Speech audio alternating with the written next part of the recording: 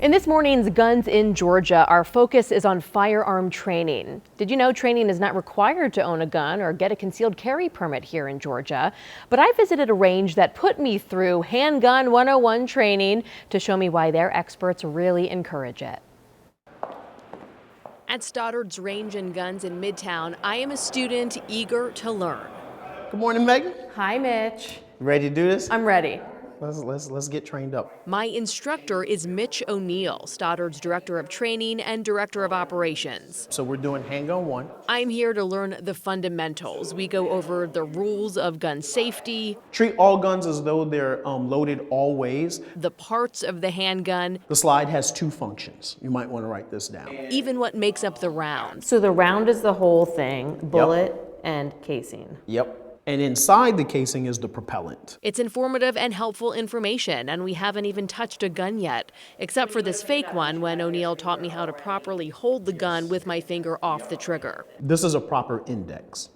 And that's how you pick up a gun That's every how time? you pick up a gun every time, all the time. You can see this is basic Handgun 101 training, but you can take a variety of courses based on your skill level and experience. It's not required for gun owners in Georgia, but O'Neill highly recommends it for anyone who shoots. Owning a firearm but not training makes as much sense as someone going and buying a car and never having instructional course or concern themselves with the rules of the road. After covering a lot of material in the classroom, we make our way to the range where I'm going to fire a Glock 19, but not without more instruction first. 2 thumbs forward. Nice steady squeeze.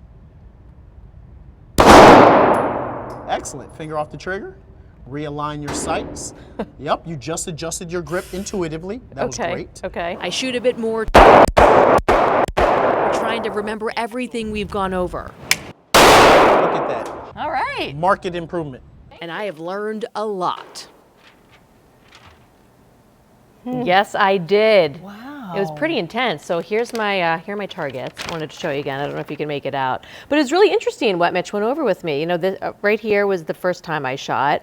We went over a few more things, and I was pretty close to center, if I may say so myself. 3 right here, right down the center axis. Wow. So he said I was a good student. Oh, I'm sure.